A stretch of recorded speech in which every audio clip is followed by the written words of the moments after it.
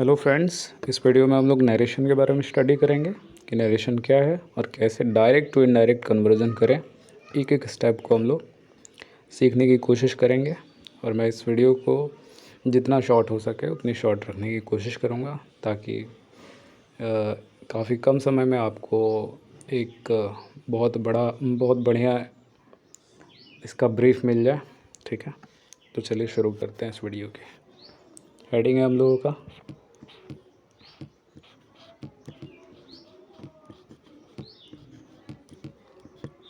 Narration, NARRATION।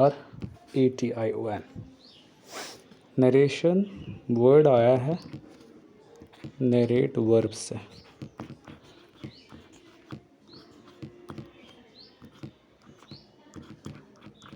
अक्सर कहानियों में जब हम लोग छोटे क्लासेस में इंग्लिश के चैप्टर्स पढ़ा करते थे तो नरेट वर्ड का इस्तेमाल किसी स्टोरी में होता था, किसी कैरेक्टर के साथ नरेट शब्द का इस्तेमाल किया जाता था।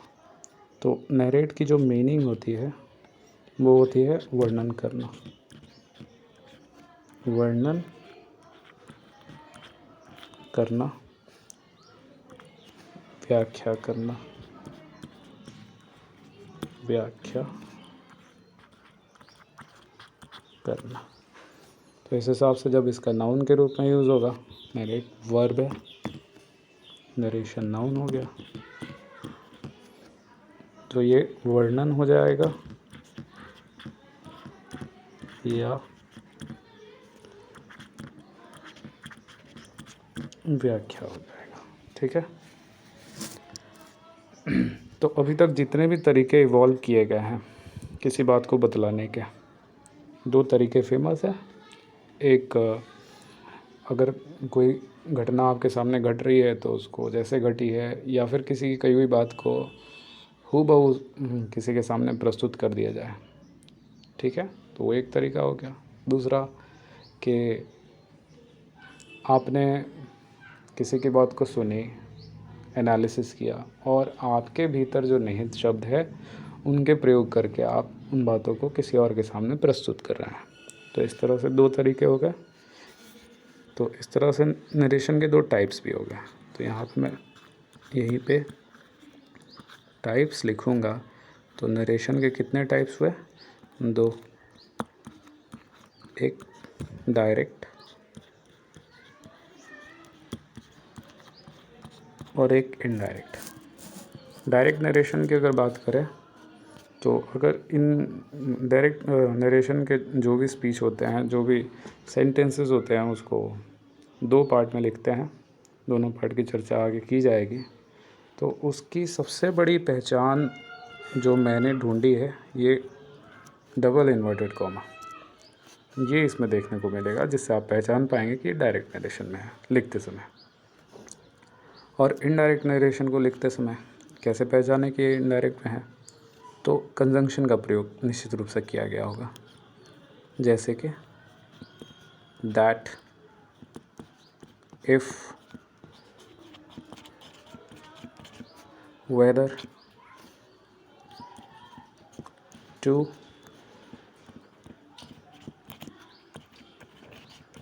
WH words. ओके, तो ये दो टाइप्स हो गए, डायरेक्ट नरेशन और इनडायरेक्ट नरेशन। दोनों की पहचान मैंने आपको बता दी। अब अगले स्लाइड में हम लोग जानेंगे, एग्जाम्पल्स के थ्रू इसको देखेंगे, समझेंगे। ठीक है, एक एग्जाम्पल ले रहा हूँ मैं। He said, I am a thief। यहाँ पे जो डबल इन्वर्टेड कॉमा दिख रहा है, इस बात का इंडिकेटर है कि ये डायरेक्ट नरेशन में है। किस में है? डायरेक्ट नरेशन में है। ठीक है, इसी का हम लोग इनडायरेक्ट नरेशन भी देखते हैं, करते हैं। आप चाहे तो इसको यहीं पे गौर करके सीख भी सकते हैं। जैसे मैं क्या करता हूँ, ये है तो ही लिख देता हूँ, सेड है तो सेड, यानी इस वाले पार्ट, इसमें 2 सेंटेंस बन रहे हैं जिनको क्लॉज बोला जाता है। जो पहले होता है उसको प्रिंसिपल, और जो इसके बाद आता है उसको सबॉर्डिनेट क्लॉज बोलते हैं। तो पहले क्लॉज में किसी भी प्रकार की चेंजिंग नहीं हो रही है। जब पहला क्लॉज दूसरे क्लॉज से कनेक्ट होने जाएगा तो एक कनेक्टिंग वर्ड यानी कि एक कंजंक्शन का प्रयोग करेंगे, और जनरली जो असर्टिव सेंटेंसेस होते हैं उनको कनेक्ट करने के लिए दैट कंजंक्शन का प्रयोग करते हैं। तो बीच में हम लोग दैट लगा देंगे, ठीक है। यहाँ पर आई एम अ थीफ, ये एक प्रेजेंट टेंस का सेंटेंस है। कैसे पता चल रहा है? एम इंडिकेटर के माध्यम से पता चल रहा है कि ये प्रेजेंट टेंस का सेंटेंस है। तो हम अगर इस पार्ट को देखें तो इसमें क्या आ रहा है? सब्जेक्ट बिना हेल्पिंग वर्ब के अगर डी दिख रहा है आपको वर्ब फॉर्म में, तो आप उसको V2 के रूप में कंसीडर करें। और जहाँ पे V2 आता है, मैं इस बात को ऐसे समझ सकता हूँ कि ये सिंपल पास्ट का सेंटेंस है। तो ये पास्ट है, और दूसरा जो पार्ट है वो प्रेजेंट में है। जहाँ ऊपर तो चलेगा, सही है, लेकिन नीचे नहीं चलेगा। इसलिए नहीं चलेगा क्योंकि अब ये कनेक्ट होने जा रहा है, ठीक है। तो कनेक्ट करने के लिए एक पार्ट पास्ट में हो जाए और दूसरा पार्ट प्रेजेंट में रहे, ये विरोधाभास की स्थिति है, ये एक कॉन्ट्राडिक्शन की स्थिति है। इसे पैरेलल चलना चाहिए। तो ही सेड को मैंने ही सेड रखा, दैट इस आई को, ठीक है, आई को कन्वर्ट करेंगे तो आई, मैं आगे बताऊंगा आई कैसे चेंज होता है, लेकिन यहाँ पे आई जो है ही में कन्वर्ट हो जाएगा, ठीक है। और एम इसके अनुसार अगर इसको मुझे पास्ट टेंस में कन्वर्ट करना है तो इज एम आर कन्वर्ट होता है वाज वेयर में। तो एम किस में कन्वर्ट होगा? वाज में। ए थीफ में तो कोई बदलाव नहीं आएगा, तो जैसा है लिख दें। ये कन्वर्जन कंप्लीट। ये इंडिकेटर है कि ये क्या है? इनडायरेक्ट नरेशन का स्पीच है, ठीक है। एक आध और एग्जांपल्स ले सकते हैं, लेकिन चलिए ले ही लेता हूँ। जैसे my teacher said, my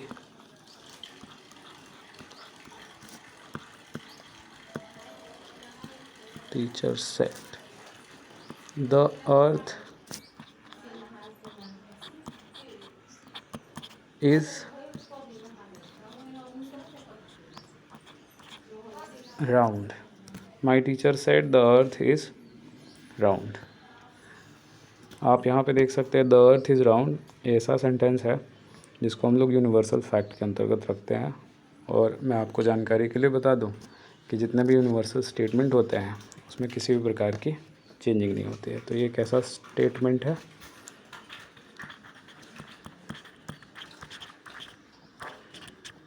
universal, ठीक है, यूनिवर्सल फैक्ट।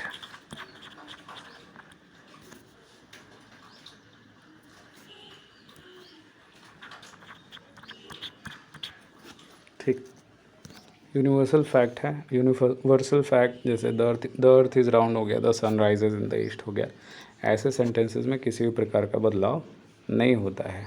तो ये वाला सेंटेंस आपके लिए समझना और करना बहुत इजी होगा। तो इसमें स्टेप्स क्या है? पिछले स्टेप्स की तरह इसको भी करने की कोशिश करेंगे। माई टीचर में किसी भी प्रकार का बदलाव नहीं होने वाला है। माई टीचर को माई टीचर लिखे, सैड है तो सैड, फिर दैट कनेक्टिंग वर्ड का इस्तेमाल करेंगे। जैसा कि मैंने पहले भी चर्चा किया है, ये एक यूनिवर्सल फैक्ट है, इसलिए इसमें किसी भी प्रकार का चेंजिंग नहीं करेंगे। द अर्थ दिया है, द अर्थ लिखें, इज़ राउंड है, इज़ राउंड करें, काम ख़त्म। इसमें किसी भी प्रकार का डबल इन्वर्टेड कॉमा नहीं आ रहा है, इसमें आ रहा है तो ये डायरेक्ट हुआ और ये इनडायरेक्ट। नेक्स्ट स्लाइड में चलते हैं हम लोग। हमने एक बात जानी कि डायरेक्ट नरेशन और इनडायरेक्ट नरेशन क्या होता है, ठीक है।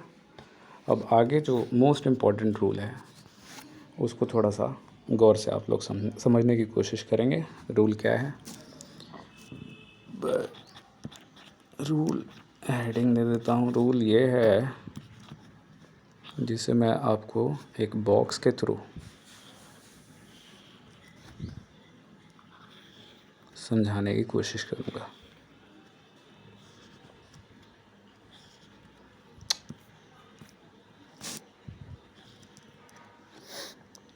ठीक है। SON 1 2 3, यहाँ पे SO और N क्रमशः S सब्जेक्ट के लिए आएगा, O ऑब्जेक्ट के लिए आएगा और N फॉर नो चेंज। ठीक है। ठीक उसी तरह से यहाँ पे 1 क्या है, 1 फर्स्ट पर्सन के लिए आया है, 2 क्या है, सेकंड पर्सन है, 3 क्या है, थर्ड पर्सन है। फर्स्ट पर्सन में कौन कौन से प्रोनाउंस आते हैं, आई और वी। सेकंड पर्सन में यू और थर्ड पर्सन में ही शी दे, अदर जो ही शी इट दे, यही प्रोनाउंस आते हैं। तो यहाँ पे ये रूल कहता है कि जो फर्स्ट पर्सन के प्रोनाउंस होते हैं कौन कौन,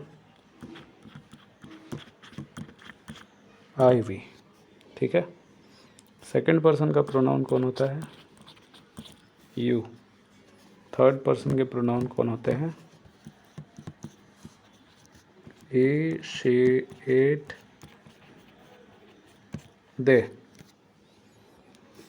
तो जो आई वी होता है वो जो डबल इन्वर्टेड कॉमा के बाहर वाला स्पीच होता है उसके आए हुए सब्जेक्ट के अनुसार कन्वर्ट होता है।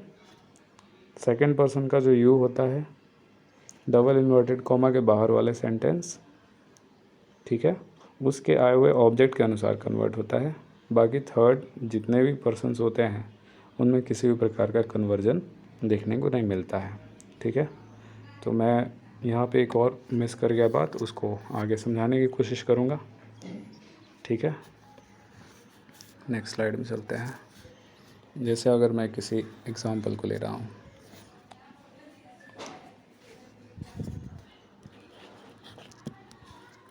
ही said to me, I am an officer. ये सेंटेंस है। तो मैंने बोला कि पहला पार्ट दूसरा पार्ट, इन दोनों पार्ट्स के नाम होते हैं। इस पार्ट का नाम होता है रिपोर्टिंग स्पीच,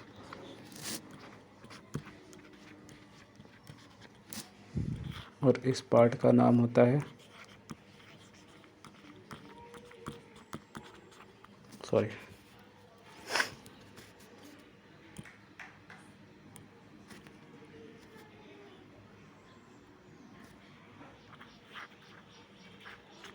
रिपोर्टेड स्पीच।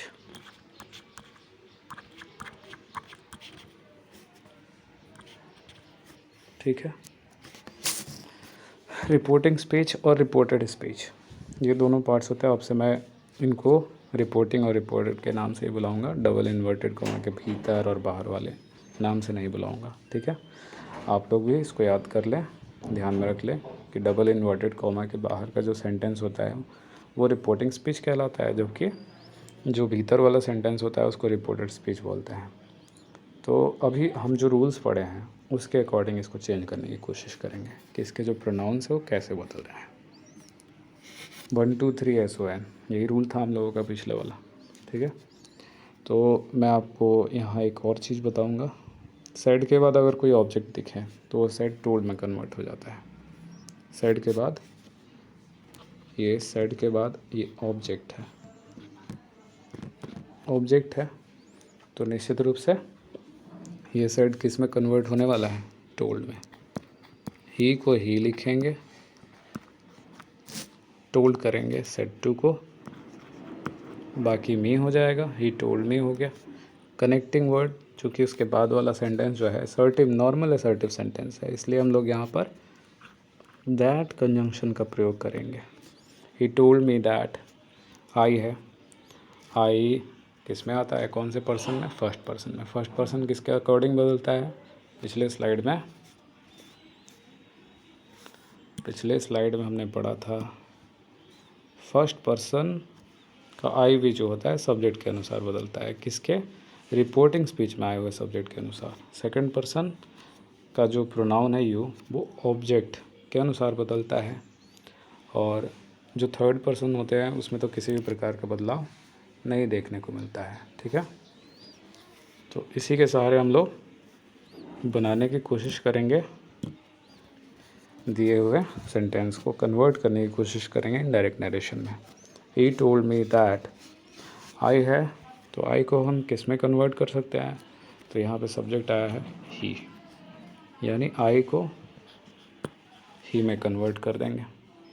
एक और चीज़ मैंने इसके पहले भी चर्चा किया था कि जब ये वाला पार्ट इससे कनेक्ट होगा और ये V2 है, V2 मतलब सिंपल पास्ट में है, तो इसे भी पास्ट में होना पड़ेगा, इसलिए ही के साथ यहाँ पर इज ए मार्क नहीं, बल्कि ही के साथ वाज या वेयर का जो वाज अप्रोप्रिएट होता है वाज का प्रयोग करेंगे और सेंटेंस को कंप्लीट करने की कोशिश करेंगे।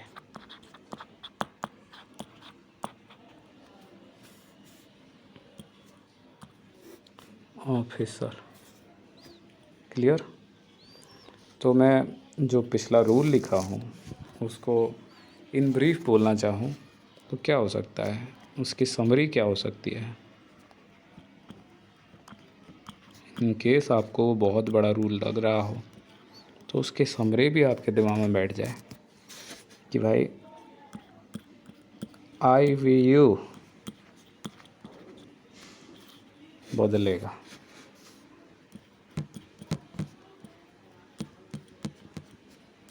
ठीक है, बाकी नहीं बदलेंगे, बाकी नहीं।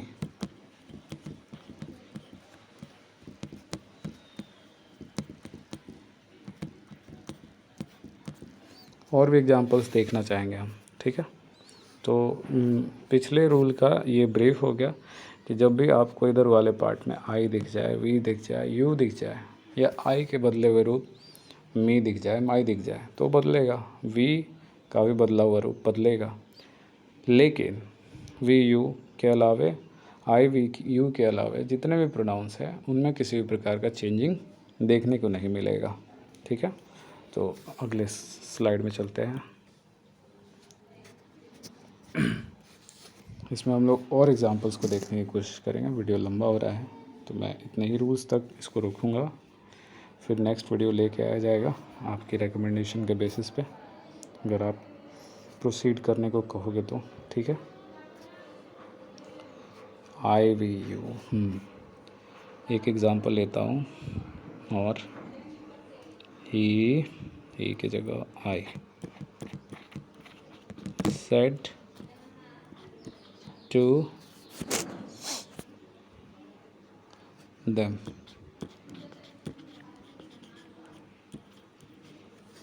ठीक है। I said to them you are liars, ठीक है। ये लायर्स है, एक लॉयर होता है, लॉयर मीन्स वकील होता है, लायर मीन्स छोटा होता है।